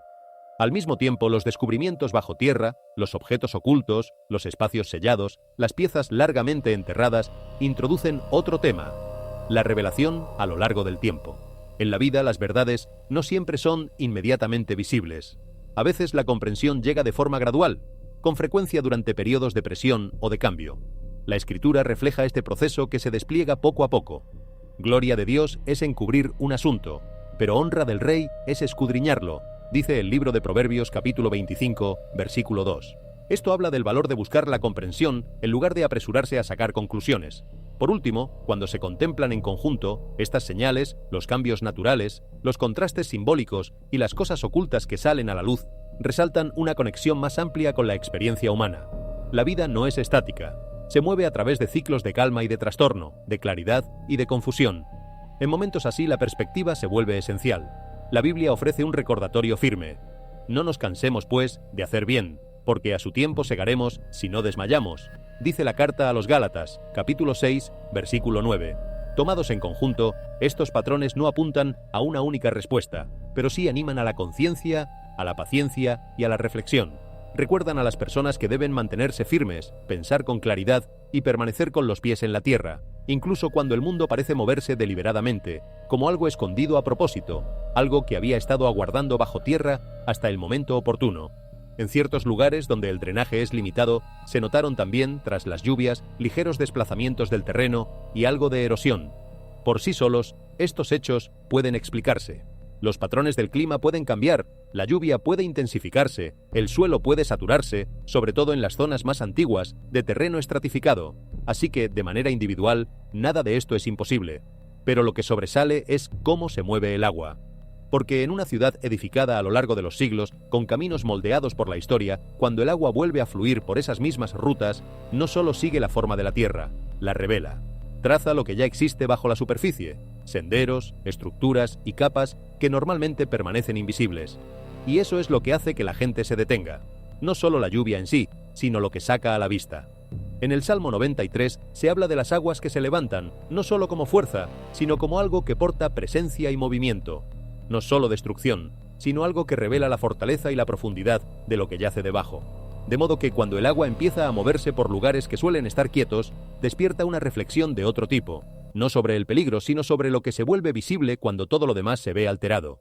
Y a medida que el agua empieza a revelar lo que descansa a lo largo de la superficie, la siguiente señal se vuelve todavía más sutil, apareciendo no mediante la fuerza, sino a través de la luz y del sonido, mucho más difíciles de explicar.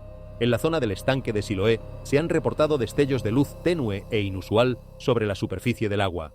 No fogonazos brillantes, ni fuentes evidentes, sino reflejos sutiles y cambiantes, casi como un resplandor suave que aparece por un instante y luego se desvanece. A primera vista esto puede parecer fácil de explicar. La luz puede reflejarse, los minerales pueden reaccionar, el agua puede distorsionar lo que pasa por encima de ella, y en muchos casos es probable que sea eso lo que está ocurriendo. Pero lo que lo vuelve diferente no es únicamente la luz, es el momento, porque estas observaciones se están notando junto a otros cambios: el clima, el movimiento del suelo y las condiciones cambiantes por toda la ciudad. Y cuando algo sutil aparece dentro de ese contexto, atrae más atención de la que normalmente atraería. También ha habido reportes de sonidos de baja frecuencia o de leves vibraciones durante la noche en zonas cercanas. Estos podrían estar relacionados con la infraestructura, con sistemas subterráneos o con la actividad natural del terreno. Así que, de nuevo, cada parte puede explicarse, pero juntas empiezan a sentirse conectadas. No probadas, pero sí notadas. En el Evangelio de Lucas, en su capítulo 21, hay referencias a señales en la naturaleza, no siempre claras ni dramáticas, pero suficientes para hacer que las personas presten atención y reflexionen sobre lo que están viendo. Lo que sobresale no es la certeza de la señal, sino la respuesta que provoca. De modo que, cuando la luz aparece de maneras inesperadas y se oyen sonidos sin una dirección clara, la pregunta no trata únicamente de qué son, sino de por qué momentos como este hacen que la gente se detenga y mire con más atención. Y mientras señales sutiles empiezan a aparecer alrededor del agua, el siguiente cambio se vuelve más físico, alterando el suelo mismo de maneras que resultan más difíciles de ignorar. En algunas partes de Jerusalén se han reportado la formación de pequeños socavones, sobre todo en zonas donde hay piedra caliza bajo la superficie. Se sabe que este tipo de terreno se disuelve lentamente con el tiempo, especialmente después de periodos de lluvia intensa o de un aumento en el flujo de agua. Al principio los cambios son mínimos, pequeñas depresiones, una ligera inestabilidad, movimientos del suelo apenas perceptibles. Pero con el tiempo, esos cambios pueden desarrollarse más, a medida que se van formando espacios subterráneos allí donde la roca se ha debilitado. Desde una perspectiva científica, esto no es inusual. Los procesos geológicos, como la erosión y la saturación del suelo, pueden conducir de forma natural a estas condiciones, sobre todo en regiones con la composición adecuada. Así que por sí solo esto puede explicarse. Pero lo que llama la atención no es solo el proceso, es la frecuencia. Porque cuando los reportes empiezan a aparecer con mayor regularidad y cuando múltiples zonas muestran señales similares de cambio, la gente empieza a notar el patrón. Y ahí es donde comienza la reflexión. No porque haya ocurrido algo dramático, sino porque algo sutil no deja de repetirse. En el libro de Zacarías, en su capítulo 14, hay descripciones de la tierra misma siendo afectada durante momentos significativos, no como un hecho aislado, sino como parte de un cambio mayor que abarca tanto lo visible como lo invisible. Lo que sobresale es la idea de que el suelo no siempre está fijo. Puede responder, cambiar y moverse de maneras que la gente no espera. De modo que cuando la tierra bajo una ciudad empieza a mostrar cambios pequeños pero repetidos, conduce a una pregunta de otra clase. No solo qué está sucediendo bajo la superficie, sino con cuánta frecuencia las personas lo pasan por alto hasta que se vuelve imposible de ignorar. Y a medida que el suelo sigue mostrando señales de cambio, la última pieza del cuadro no proviene de la naturaleza, sino de la tensión más amplia que envuelve a toda la región. En torno a Jerusalén, la tensión geopolítica continúa atrayendo la atención global. Los acontecimientos que involucran a Estados Unidos, a Israel y a Irán se siguen de cerca, y los analistas observan cambios en las posiciones, en la comunicación y en el estado general de preparación. Por sí solos, estos hechos no son nuevos. La tensión en esta región ha existido durante años. Los movimientos estratégicos suelen formar parte de las condiciones habituales, y el interés global en estos acontecimientos es algo esperado. Así que, de manera individual, nada de esto resulta inesperado. Pero lo que sobresale es cuántas cosas están ocurriendo al mismo tiempo. Porque, mientras los cambios ambientales, las observaciones inusuales y los sucesos locales se notan dentro de la ciudad, hay también una capa más amplia de presión que se acumula a su alrededor.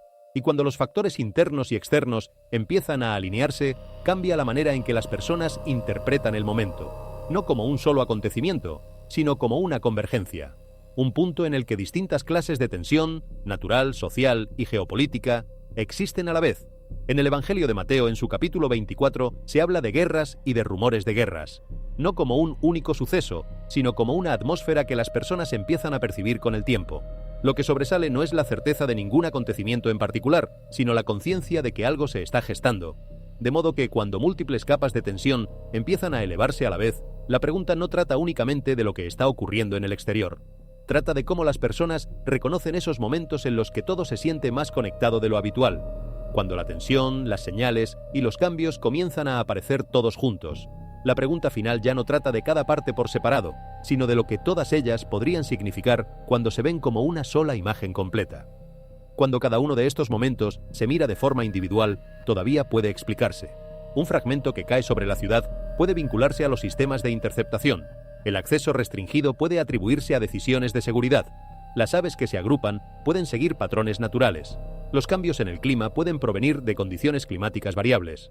La luz, el sonido y el movimiento del suelo pueden tener todos causas científicas, y la tensión creciente ha formado parte de la región durante años. De manera individual, nada se siente imposible. Pero el significado empieza a transformarse cuando todas estas cosas aparecen al mismo tiempo, en el mismo lugar, bajo la misma sensación creciente de atención. Porque esto ya no trata de un solo acontecimiento. Trata de convergencia. En Jerusalén, distintas capas están cambiando a la vez. El cielo muestra un movimiento que lleva a la gente a mirar hacia arriba. El suelo empieza a sentirse menos estable bajo sus pies. El agua revela patrones que normalmente permanecen ocultos. Los espacios sagrados enfrentan limitaciones, y la región más amplia carga con una presión cada vez mayor. Cada capa cuenta su propia historia, pero, juntas, crean algo distinto. Un momento. Uno que las personas no solo observan, sino que empiezan a sentir. Y eso es lo que lo vuelve diferente, porque cuando múltiples señales aparecen a través de distintas partes de la vida, la naturaleza, la sociedad y el lugar, se vuelve más difícil verlas como algo completamente separado. No probadas, no confirmadas, pero lo bastante conectadas como para levantar preguntas.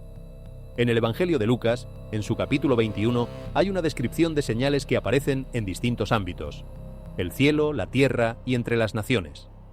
No todas a la vez ni de la misma manera, pero superpuestas de un modo que atrae la atención.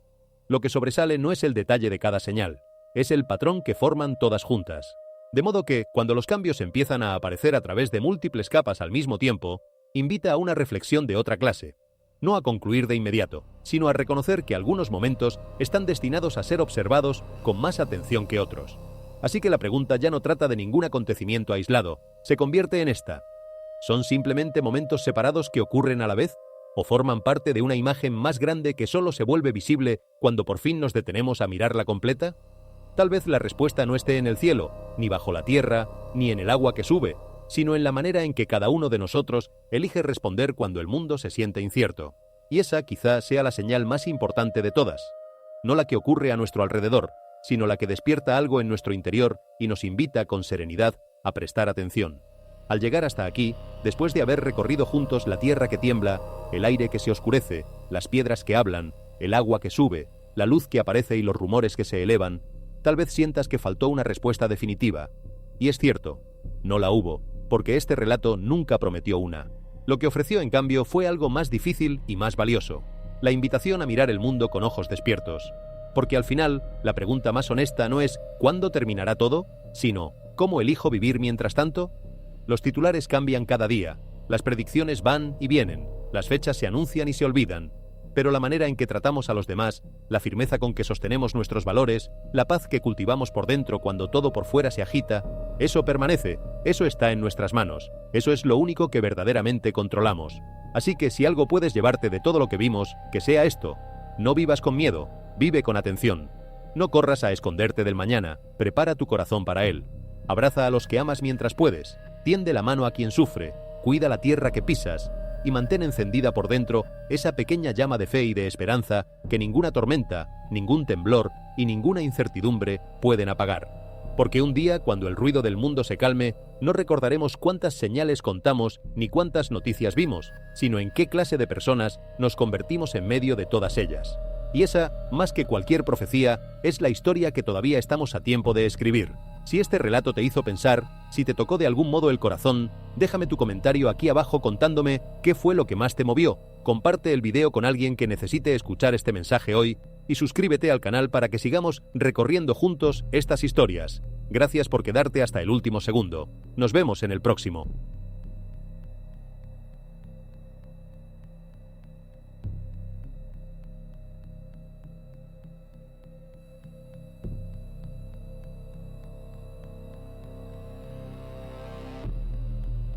Muchos asociaron con las representaciones tradicionales de Jesús.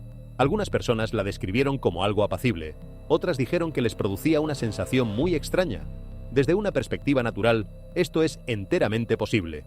La presión atmosférica, los reflejos del sonido y la luz interactuando con las nubes pueden crear tanto sonidos peculiares como ilusiones visuales. Pero muchas personas, aún así, se detienen a pensar, porque en la Biblia los sonidos parecidos a trompetas suelen asociarse con momentos de anuncio. Se dice en la primera carta a los Tesalonicenses, capítulo 4, versículo 16, que el mismo Señor descenderá con trompeta de Dios. En el mundo de hoy, donde la tensión y la inestabilidad están presentes en tantos países, acontecimientos como este se examinan a menudo con mayor detenimiento, y también son momentos para la reflexión. Mantente alerta, aférrate con firmeza a tu fe, y reacciona con sabiduría, no con temor, incluso cuando las cosas parezcan inestables. Y justo cuando todos creían que ya se habían revelado todos los secretos de los cielos, la atención empezó a desplazarse hacia abajo. Cerca de la ciudad de David, los arqueólogos descubrieron una caja enterrada, repleta de joyas antiguas, objetos de oro, ornamentos de exquisita factura y piezas que, según se cree, habían permanecido escondidas durante siglos. El descubrimiento en sí no resultaba inusual en una región de tanta riqueza histórica, pero el momento en que apareció sí era notable. Salió a la luz justo cuando muchas personas en distintas partes del mundo enfrentaban costos crecientes, presiones económicas e inestabilidad en la vida diaria. Lo que había sido enterrado en una época de dificultad previa resurgía ahora, en otra época de dificultad. Los expertos explican que tesoros así suelen ocultarse deliberadamente, protegerse durante tiempos de conflicto y luego olvidarse. Y, en cuanto a la figura que se dibujó en el cielo, existen explicaciones naturales que tienen que ver con la manera en que la luz del sol interactúa con las nubes. Es un fenómeno conocido como pareidolia, en el que la mente humana percibe patrones, sobre todo rostros o figuras humanas, incluso cuando no aparecen de forma intencionada. Eso puede ser cierto, pero lo que volvió aquel momento tan memorable no fue únicamente la forma, sino también el instante en que se produjo, porque no apareció en un día cualquiera. Apareció cuando el mundo ya estaba lleno de tensión, de conflictos que se agravaban, de inestabilidad y de la sensación de que las cosas cambiaban más rápido que nunca. En momentos así, las personas no solo observan sucesos inusuales, sino que también buscan un significado dentro de ellos, especialmente cuando aparecen en el cielo. A lo largo de la historia, momentos como estos han conducido a menudo a la contemplación, no porque ofrezcan respuestas, sino porque despiertan preguntas más hondas que el propio acontecimiento. ¿Fue simplemente una rara combinación de luz y atmósfera, o algo memorable a causa del instante en que la gente lo vio? Nadie puede afirmar con certeza qué fue, pero para quienes lo presenciaron bastó para hacerlos detenerse y pensar. Y a veces, esa misma pausa es donde comienza la verdadera pregunta. Y mientras la gente alzaba la mirada, tratando de comprender lo que acababa de ver en el firmamento, el suelo debajo de sus pies empezó a cambiar. El cambio ocurrió de forma abrupta. Una lluvia intensa se descargó sin cesar, transformando las calles tranquilas en torrentes furiosos. El agua subió a toda velocidad, inundando hogares, sumergiendo caminos conocidos y obligando a la gente a evacuar en el último momento. Lo que antes parecía firme y estable se esfumó en cuestión de horas. Y entonces las colinas comenzaron a moverse. Cerca del Monte de los Olivos, la tierra se aflojó bajo la presión. Las rocas se desmoronaron, las paredes se agrietaron, grandes porciones de terreno se deslizaron lentamente hacia abajo, arrastrando consigo fragmentos de la vida cotidiana. Las viviendas quedaron dañadas, algunas sepultadas, otras ya no seguras para que la gente regresara a ellas. No fue solo destrucción, fue una ruptura. La luz se cortó, los caminos se volvieron intransitables, las comunicaciones quedaron interrumpidas. El ritmo de la vida diaria, esas pequeñas cosas de las que las personas dependen, se trastornó de golpe. Y con esa ruptura llega algo más profundo que una simple inquietud. Porque momentos como estos no solo sacuden la tierra, también remueven las emociones más hondas del ser humano. El Evangelio de Mateo, en su capítulo 7, versículo 25, describe una tormenta severa con lluvia, corrientes que suben y vientos que golpean contra una casa. No es únicamente una descripción de la naturaleza, sino una imagen de la presión que llega de manera inesperada. No de forma gradual, sino repentina. Esa parábola subraya que quienes escuchan las palabras de Jesús y las ponen en práctica edifican una vida estable, capaz de resistir las pruebas de la existencia. Este momento evoca una sensación parecida, porque cuando el suelo se desmorona, la gente empieza a comprender algo importante. El problema no es únicamente lo que ocurre en el exterior. El problema reside también en lo que llevamos dentro. La vida puede cambiar con la misma velocidad que una inundación. En un instante todo parece normal. Al siguiente ya nada es seguro. El plan se detiene. La estabilidad se desvanece. Y en esos momentos las personas no buscan primero explicaciones. Buscan algo que las ayude a mantener el equilibrio. Algo que permanezca inmutable aun cuando todo lo demás cambia. Porque cuando todo a tu alrededor empieza a moverse, lo que verdaderamente importa es aquello que te mantiene firme, con los pies en la tierra. Y aquí conviene detenerse, porque esta imagen de la inundación no habla solamente del agua que sube por las calles. Habla de algo que todos hemos sentido alguna vez, aunque nunca hayamos visto un río desbordarse. Hay inundaciones que no se ven, pero se sienten. La noticia inesperada que lo cambia todo en una sola llamada. La pérdida que llega sin avisar. El diagnóstico, la despedida, la puerta que se cierra justo cuando creíamos que el camino estaba despejado. En esos momentos, la vida se comporta exactamente igual que esas aguas repentinas.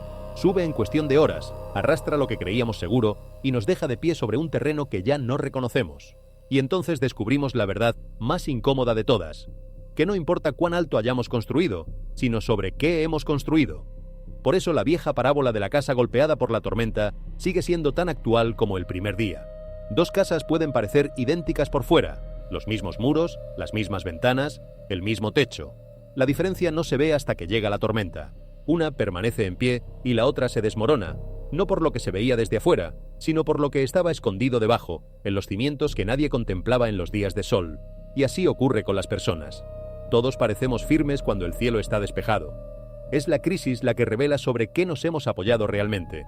Algunos descubren, en el peor momento, que se apoyaban en cosas que también podían hundirse: el dinero, la reputación, la aprobación de los demás, el control. Y otros descubren que por debajo de todo lo que perdieron quedaba algo que las aguas no pudieron llevarse. Esa diferencia, invisible en la calma, lo es todo cuando la calma se acaba. Así que quizá la pregunta más importante que la inundación nos deja no sea cómo evitar la tormenta, porque tarde o temprano todos la enfrentamos, sino qué estamos poniendo Hoy, en silencio, debajo de nuestra propia casa. Y a medida que el terreno se estabilizaba poco a poco después de la inundación, algo inesperado comenzó a emerger. No en el cielo ni bajo el agua, sino debajo de la tierra. Durante una inspección minuciosa cerca del Monte de los Olivos, allí donde el suelo se había desplazado a causa de un reciente deslizamiento, unos trabajadores descubrieron algo oculto bajo las capas de tierra y roca. No eran simples escombros. Había aparecido un cofre extraño, viejo y desgastado, con dibujos que nadie lograba reconocer de inmediato. Su superficie mostraba símbolos de aspecto antiquísimo, como si hubiera estado enterrado y olvidado durante generaciones. La tapa se abrió con cuidado, y lo que encontraron dentro no coincidía con ninguna expectativa. 2 palomas blancas seguían vivas. Sin una fuente clara de alimento, no había ninguna forma razonable de que hubieran sobrevivido en aquel espacio tan reducido. No había ningún indicio de cuánto tiempo llevaban allí, ni de cómo habían permanecido ilesas. Quienes estaban presentes al principio apenas dijeron nada, simplemente se quedaron inmóviles, intentando asimilar lo que veían. El momento en que sucedió lo volvió aún más difícil de ignorar. Este descubrimiento llegó apenas unos días después de que las lluvias intensas, las inundaciones y los deslizamientos hubieran removido la tierra. Era como si el propio movimiento del suelo hubiera dejado 2 realidades al descubierto, una junto a la otra. Y cuando incluso un pequeño incidente ocurre en un lugar así, naturalmente despierta preguntas, no solo sobre lo que pasó, sino sobre lo que podría representar.